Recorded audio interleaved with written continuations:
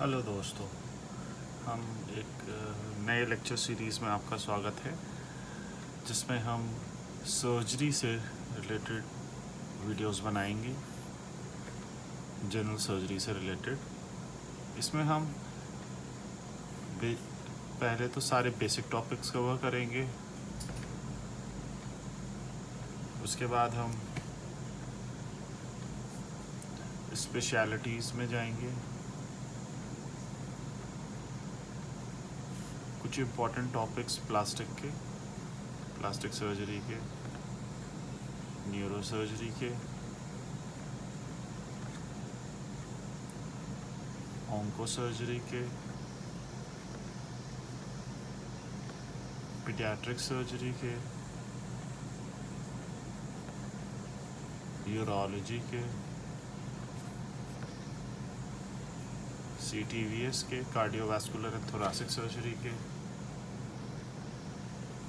और lastly surgical gastroenterology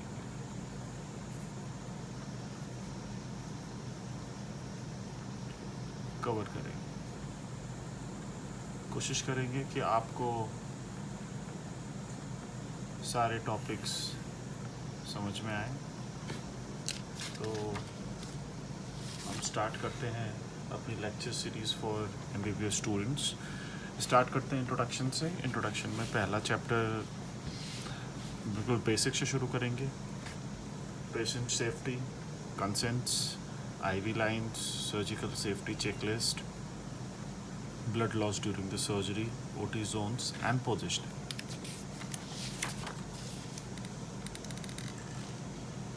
आप notes ले सकते हैं, वीडियो पॉज करके जो नोट्स आपको लिखने हैं वो लिख सकते हैं, मैं एक्सप्लेन कर दूँगा। सबसे पहले events in patient safety.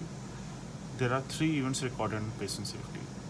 3 events होते हैं बेसिकली जो पेशेंट सेफ्टी के रिगार्डिंग होते हैं: adverse event, near miss event and no harm. Adverse events unwanted events होते हैं और जो रिजल्ट करते हैं हार्म टू द पेशेंट्स, जो हमको बचाने होते हैं, जो नहीं करने होते हैं। फॉर एग्जांपल, कोई बहुत टाइट प्लास्टर कास्ट बांध दिया जिससे कंपार्टमेंट सिंड्रोम हो गया, अब पेशेंट को कल हम पेशेंट लूज़ कर दे, that is adverse event. Near miss event मतलब इवेंट होने वाला है और हमने उसको बचा लिया है, that is the harm is prevented due to likely timely intervention. उसके बाद no harm events. No harm events वो होते हैं जो अनवांटेड एक्ट हो जाते हैं, हाउएवर उससे पेशेंट को हार्म कोई नहीं होता है, उसको हम नो हार्म इवेंट्स कहते हैं। जो नियर मिस इवेंट्स के जो डेटा होता है, द मोस्ट रिलायबल डेटा होता है रिगार्डिंग पेशेंट सेफ्टी मैकेनिज्म्स। फिर हम आते हैं कंसेंट्स पे। कंसेंट एक सर्जन के लिए सर्जरी में बहुत इम्पोर्टेंस रखता है। एक छोटे से प्रोसीजर से लेके एक बड़ी बड़ी सर्जरीज तक आप विदाउट कंसेंट कोई भी प्रोसीजर नहीं करते हैं ड्यू टू। और कंसेंट में जो चेकलिस्ट, हम सेफ्टी चेकलिस्ट यूज़ करते हैं, उससे मोर्टालिटी रेट डॉक्यूमेंटेड डिक्रीज हुआ है आजकल। कहते हैं कि 1.9% से 2.02% तक डिक्रीज़ हो गया है। तो कंसेंट जो है हमेशा रिटन फॉर्मेट में होती है। कंसेंट के क्या क्या फीचर्स होते हैं? कंसेंट में आइडेंटिफिकेशन होना चाहिए, name, age, gender, unique identification number, hospital to hospital different करता है। डायग्नोसिस, क्या डायग्नोसिस है पेशेंट की। प्रोसीजर, आपको प्रोसीजर क्या प्लान है पेशेंट के रिगार्डिंग। कौन सर्जन ऑपरेट कर रहा है। सर्जरी की डिस्क्रिप्शंस ब्रीफ में कि क्या सर्जरी आप प्लान कर रहे हैं।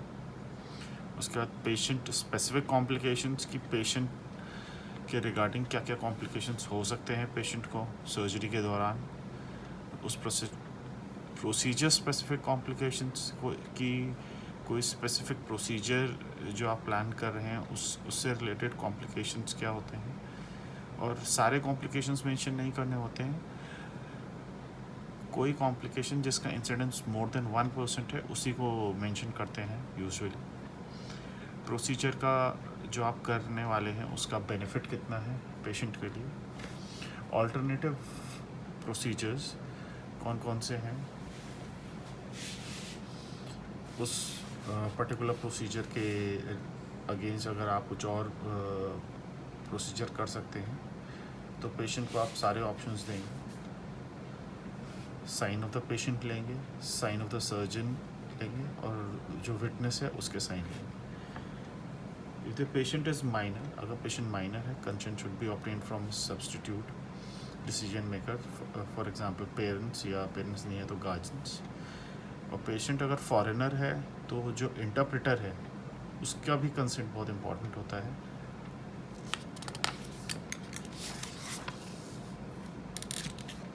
फिर आते हैं हम आईवी लाइंस पे, जो बहुत इम्पॉर्टेंट है।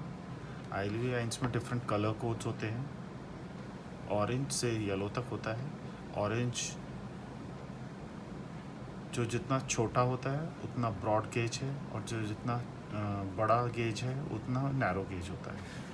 फॉर एग्ज़ाम्पल 40 ऑरेंज को 14 गेज, 16 गेज ग्रे कलर का होता है, 18 गेज ग्रीन का, 20 गेज पिंक का, 22 गेज ब्लू का एंड 24 गेज येलो का। जो 14 गेज है वाइडेस्ट बोर्ड होता है एंड फास्टेस्ट फ्लो रेट होता है इसका, एंड जो येलो होता है वो नैरोएस्ट होता है एंड लीस्ट फ्लो रेट होता है। इसमें भी जो वाइड बोर होते हैं वो विथ लॉन्ग लेंथ और विथ शॉर्ट लेंथ आ सकते हैं। फॉर एग्ज़ाम्पल अगर हमको किसी बर्न पेशेंट को आईवी फ्लूइड देना है तो उसमें हम वाइट बोर का कैनुला यूज़ करेंगे बट लॉन्ग लेंथ का यूज़ करेंगे। क्यों? क्योंकि इन्फ्लेमेशन की वजह से जो लोकल फैक्टर्स की वजह से इंजरी होने का ख़तरा रहता है, तो हम लंबा यूज़ करेंगे उसमें ब्रॉड गेज का। मोस्ट कॉमन कॉम्प्लिकेशन क्या होता है? Superficial thrombophlebitis. सुपरफिशियल थ्रोम्बोफ्लेबिटिस क्या है? जो आपकी वेन्स हैं उसका इन्फ्लेमेशन जो हो जाता है, जो सूज जाती हैं, उसको हम सुपरफिशियल थ्रोम्बोफ्लेबिटिस कहते हैं। तो इंट्रावेनस कैनुलेशंस का most common complication superficial thrombophlebitis है। और इसका मैनेजमेंट क्या है? सिंपल है, आप कैनुला चेंज कर दीजिए, जो आईवी लाइन है उसको चेंज कर दीजिए। जो शुगर रिच सॉल्यूशंस होते हैं जैसे टोटल पैरेंटल न्यूट्रिशन है, वो चांसेस ऑफ थ्रोम्बोफ्लेबिटिस उसमें ज़्यादा होता है। ट्रॉमा पेशेंट्स में मिनिमम हम 18 गेज का, जैसे 18 गेज ग्रीन है तो ग्रीन कलर का कैनुला यूज़ करेंगे। और अगर इससे मतलब बड़ा कैनुला है, जैसे ग्रीन के बाद ग्रे है या ऑरेंज है, तो हम ग्रीन या ऑरेंज भी यूज़ कर सकते हैं। जो जितना वाइड अगर है तो उसको हम वाइड यूज़ करेंगे।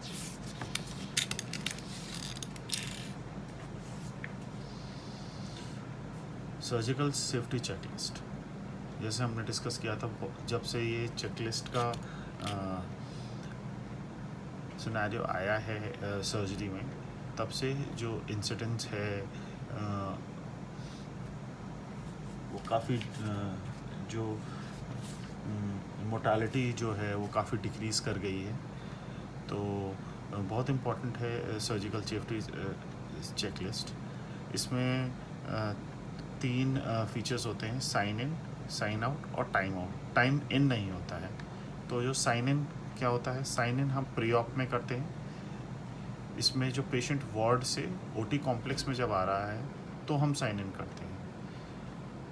इसमें नर्सिंग ऑफिसर करता है। इसमें आइडेंटिटी कंफर्म करेंगे हम पेशेंट की, ये देखेंगे कि रिटन कंसेंट पेशेंट ने दिया है या नहीं दिया है। अगर पेयर्ड ऑर्गन्स हैं, जैसे कि लिम्ब में सर्जरी होनी है, तो site marking preferably by the surgeon हुई है या नहीं हुई है। किसी खाने या दवाई से पेशेंट को एलर्जी है तो वो मेंशन्ड है या नहीं है। और प्रोफाइलेक्टिक एंटीबायोटिक पेशेंट को या तो चल चुकी हैं, और नहीं चली हैं तो उसका AST हो रखा है या नहीं हो रखा है। और अगर नहीं हो रखा है तो यूजुअली प्री ऑप में AST हो जाना चाहिए। टाइम आउट OT में होता है, सर्कुलेटरी नर्व्स करती है। ये बिफोर स्किन इंसिजन या before the induction of anaesthesia होता है। इसमें सबसे पहले जितने भी पार्टिसिपेंट्स होते हैं सर्जरी में, जैसे सर्जन, एनेस्थेटिस्ट, स्क्रब नर्स या सर्कुलेटरी नर्स, ये अपना इंट्रोडक्शन देते हैं। सर्जन अपना नाम बोलेगा, नेम ऑफ द सर्जरी जो प्लान्ड है वो बताएगा, अप्रॉक्सीमेट टाइम कितना हुआ है प्रोसीजर में वो बताएगा, और एंटिसिपेटेड ब्लड लॉस कितना है। ये हमेशा डिस्क्रिपेंसी रहती है, सर्जन कहता है कम ब्लड लॉस है, एनेस्थेटिस्ट कहता है ज़्यादा ब्लड लॉस है, but usually before the surgery anticipated blood loss surgeon बताता है कि इतना हमको ब्लड लॉस हो सकता है। एनेस्थेटिस्ट जो होता है वो स्पेसिफिक कंसर्न्स हैं वो बताता है, प्रोफाइलेक्टिक एंटीबायोटिक्स पेशेंट को दे रखी हैं नहीं दे रखी वो कंफर्म करता है, और स्क्रब नर्स ये कंफर्म करती है कि क्या सारी स्टेरिलिटी मेंटेन्ड है या नहीं है, सारे इंस्ट्रूमेंट्स जो सर्जरी के लिए ज़रूरी हैं वो इन प्रॉपर प्लेस्ड हैं या नहीं। उसके बाद as I mention sign out before the skin closure होता है। सर्जन से पूछा जाता है name of the actual surgery perform. कई बार ऐसा होता है कि सर्जरी कुछ और प्लान होती है, अंदर कुछ अलग फाइंडिंग मिलती है हमको सर्जरी ऑपरेशन के दौरान, और सो साइन आउट में हम एक्चुअल सर्जरी जो परफॉर्म हुई है वो सर्जन से पूछते हैं। कोई और कंसर्न है रिगार्डिंग द पेशेंट वो बताते हैं, या कोई इक्विपमेंट इश्यूज हैं during the surgery patient surgeon को फेस हुआ है वो बताते हैं कि कोई दिक्कत आई या कोई इंस्ट्रूमेंट ख़राब है तो वो मेंशन्ड हो जाता है। फिर साइन आउट में नर्स से पूछा जाता है कि गॉस काउंट कंप्लीट है या नहीं है, कोई गॉस छूट तो नहीं गया है, इक्विपमेंट काउंट पूरा है या नहीं है, स्पेसिमेन अगर कुछ लिया है तो उसकी लेबलिंग हो रखी है प्रॉपरली या नहीं हो रखी है। जैसे ऑन्को सर्जरी में या जनरल सर्जरी में या कहीं भी अगर आप स्पेसिमेन लेते हैं तो स्पेसिमेन की मार्किंग्स बहुत इम्पॉर्टेंट होती हैं, कि यूजुअली थ्रेड से मार्किंग होती है कि कहीं short thread and long thread and मतलब उसके मार्किंग्स के हिसाब से उसको मेंशन किया गया है नहीं किया गया है। एनेस्थेटिस्ट से पूछा जाता है any concern regarding the patient, कोई पेशेंट रिगार्डिंग कंसर्न है या नहीं है, कोई एक्चुअल ब्लड लॉस हुआ है, कितना एक्चुअल ब्लड लॉस हुआ है वो एनेस्थेटिस्ट से पूछा जाता है, एंड मेंशन्ड होता है कि टोटल ब्लड लॉस कितना हुआ है, टोटल पेशेंट को फ्लूइड कितना गया है ड्यूरिंग द प्रोसीजर। और each phase of the checklist is signed by nurse, anaesthetist and the surgeon. जो ब्लड लॉस है ड्यूरिंग द सर्जरी वो कैसे काउंट होता है, जो यूजुअली जो बड़ा वाला मॉप होता है और एंड जो छोटे वाले गॉज पीसेस होते हैं जो अगर टोटल सोक्ड हो गए हैं तो उनको काउंट करते हैं, और जो बड़ा वाला जो मॉप होता है जो कम्प्लीटली सोक हो जाता है वो मानते हैं कि हम 100 cc के आसपास उसमें ब्लड है। उसके बाद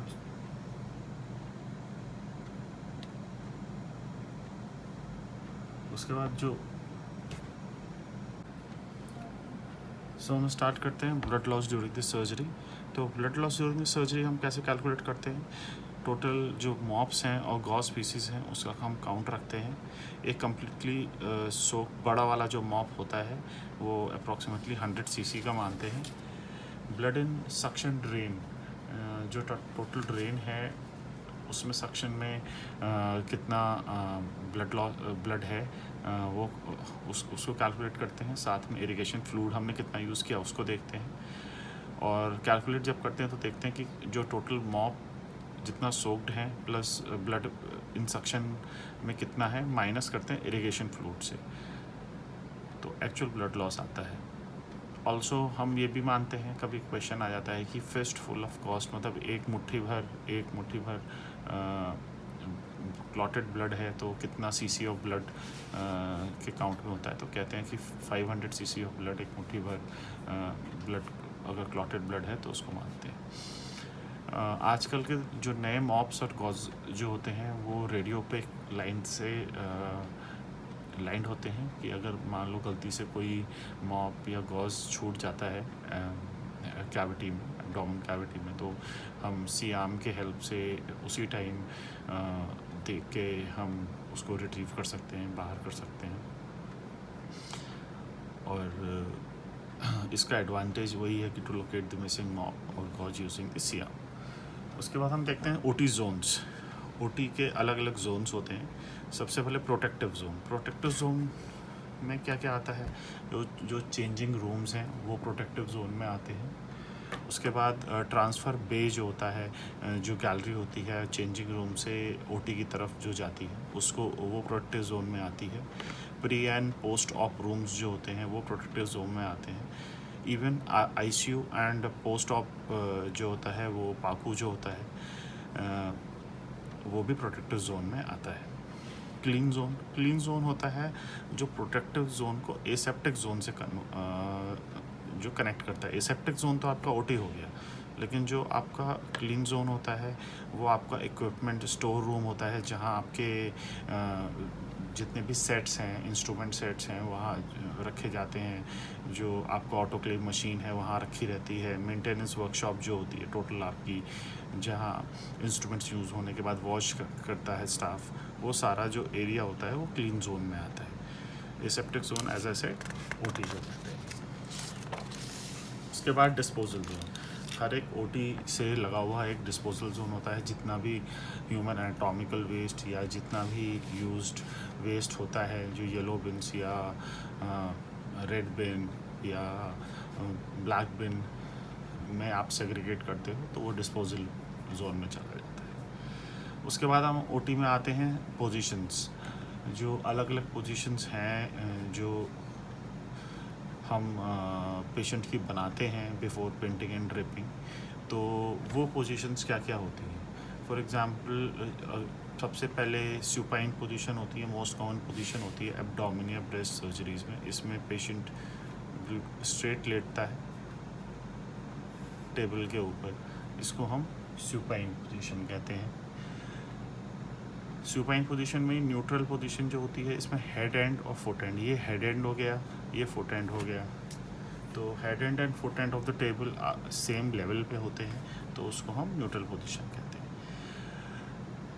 सुपाइन के में ही एक होता है ट्रेंडलेनबर्ग पोजीशन। ट्रेंडलेनबर्ग पोजीशन में क्या होता है, जो foot end of the table होता है उसको हम बढ़ा देते हैं, ऊपर कर देते हैं। तो इससे क्या हुआ, देखिए फुट एंड ऊपर हो गया और हेड एंड डाउन हो गया, तो ये ट्रेंडलेनबर्ग पोजीशन हो गई। इससे क्या हुआ, जो जितना ही बावल है वो हेड एंड की तरफ आ गया, तो जो पेल्विस वाला एरिया है वो हमें क्लियर हो गया सर्जरी के लिए।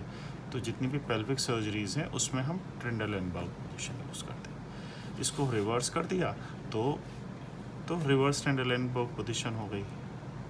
इसमें हेड एंड अप हो गया और फुट एंड डाउन हो गया।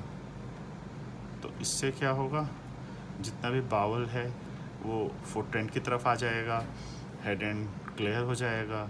तो जो भी गैस्ट्रिक एरिया है, जैसे लेप्रोस्कोपिक कोलेसिस्टेक्टमी करनी है या स्लीव गैस्ट्रेक्टमी करनी है या कोई भी लिवर या स्टमक से रिलेटेड या ड्यूरम से रिलेटेड सर्जरी अगर कोई भी है, तो वो रिवर्स ट्रेंडलेनबर्ग पोजीशन में हो जाएगी। तीसरा प्रोन पोजीशन। प्रोन पोजीशन में पेशेंट को सुपाइन की जगह पेट के बल लेटा दिया, तो उसको हम प्रोन पोजीशन कहेंगे। तो प्रोन पोजीशन में पेशेंट उल्टा लेट जाता है। तो जो बैक होगी पेशेंट की, उससे रिलेटेड जो सर्जरीज होंगी, spinal surgery, pilonidal sinus surgeries, वो सारी प्रोन पोजीशन होती है। अब एक है लिथोटमी पोजीशन।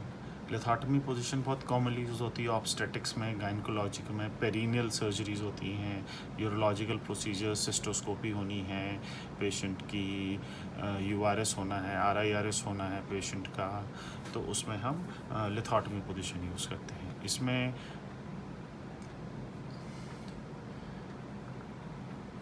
पेशेंट 2 स्टेरप्स यूज़ करते हैं हम, और पेशेंट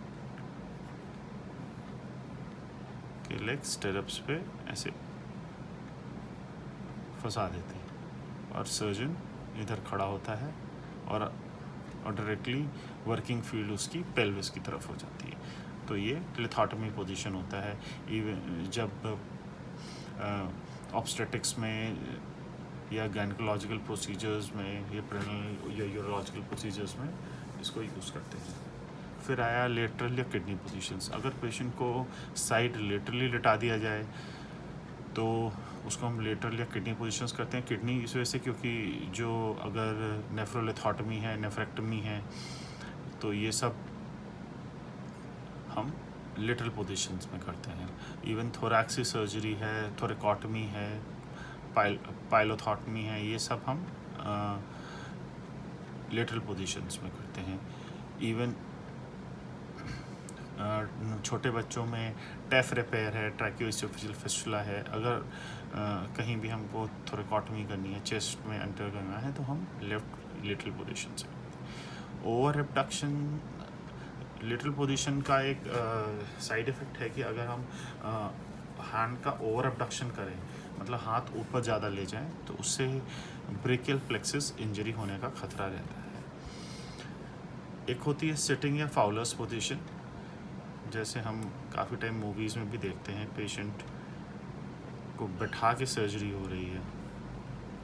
तो इसमें क्या होता है, ये रेयरली यूज़ होती है, जैसे क्रेनियल सर्जरीज़ में भी पोस्टीरियर फोसा सर्जरी है, उसमें यूज़ होता है फाउलर्स पोजीशन, या ब्रेस्ट रिकन्स्ट्रक्शन सर्जरीज़ में यूज़ होती है। इसका एडवांटेज है कि रिलेटिवली ब्लडलेस फील्ड मिलता है, अच्छा एक्सपोजर मिलता है, बट एयर एम्बोलिज्म का रिस्क काफ़ी ज़्यादा बढ़ जाता है इसमें। डिसएडवांटेज के साथ लेकिन कुछ प्रिवेंशंस भी चाहिए हमें, कि अगर हम सिटिंग पोजीशन में वेन्स को लाइगेट कर रहे हैं, तो वेन्स को कट कर रहे हैं, तो कट करने से पहले उनको दोनों साइड से देखना पड़ेगा कि प्रॉपरली हमने लाइगेट कर दिया है या नहीं, वरना एयर एम्बोलिज्म का ख़तरा बढ़ जाता है।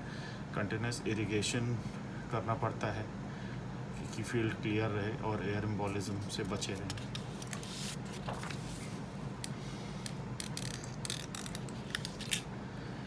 एक होती है रोज पोजीशन। रोज पोजीशन थायराइड सर्जरीज के लिए होती है। ये आपने देखा होगा कि कभी कोई थायराइड, जैसे अगर हम ट्रैकियोस्टमी वगैरह कर रहे हैं, तो उसमें हम क्या करते हैं, पेशेंट जब सुपाइन लेटा रहता है, तो हम उसके नेक के पीछे बॉटल या टॉवल रोल रख देते हैं, जिससे इसका नेक एक्सटेंड हो जाता है। तो जब नेक एक्सटेंड हो जाएगा तो क्या होगा, हमारी फील्ड क्लियर हो जाएगी, अच्छा विजुअलाइजेशन होगा नेक का। तो थायराइड सर्जरीज़ के लिए या ट्रैकियोस्टमी के लिए रोज पोजीशंस के लिए यूज़ करते हैं, और इसमें हम टॉवल प्लेस करेंगे शोल्डर ब्लेड से, जिससे नेक एक्सटेंड हो जाए। 30 डिग्री एलिवेशन के साथ हम करते हैं, बट इसमें भी रिस्क ऑफ एयर एम्बोलिज्म रहता है।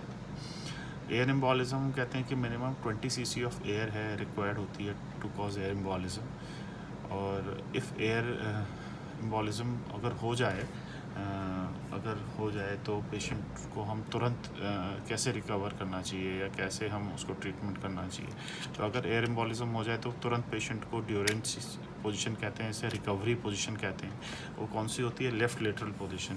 क्यों? क्योंकि जो हार्ट है, जो लेफ़्ट हार्ट है, तो उसको हम ऊपर नहीं रखना चाहेंगे, तो right side and foot and को अप कर देंगे, हम लेफ़्ट लेटरल डिक्यूबिटस पोजीशन पर रख देंगे, क्योंकि एयर को हमको एस्पिरेट करना है। तो एयर को एस्पिरेट हम करेंगे सेंट्रल लाइन के थ्रू या direct aspiration through the heart ड्यूरेंस या रिकवरी पोजीशन में।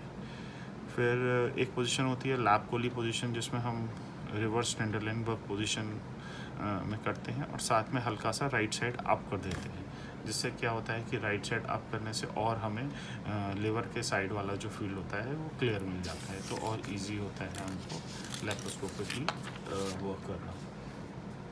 लेकिन डिसएडवांटेज क्या होता है? डिसएडवांटेज इसका ये होता है कि जो हम लैप्रोस्कोपी में, ये तो यूजुअली हर लैप्रोस्कोपिक सर्जरी का डिसएडवांटेज हो सकता है, जो हम CO2 यूज़ करते हैं सर्जरी में, वो एंटर कर जाती है beneath the right drum of diaphragm को इरिटेट करेगी, जैसे आपको पता है फ्रेनिक नर्व इरिटेट होगी, जिससे राइट शोल्डर टिप, क्योंकि सेम इनोवेशन होता है, तो राइट शोल्डर टिप पेन। एक होती है जैक नाइफ पोजीशन। अब तो ये ऑब्सोल्यूट हो गई है, बिल्कुल यूज़ नहीं होता है। ये पहले क्या होता था, पेशेंट को उल्टा लटका देते, बिठा देते थे पेट के बल, लेकिन ऐसे, लेकिन इससे एस्फिक्सिया होने का पूरा खतरा रहता था।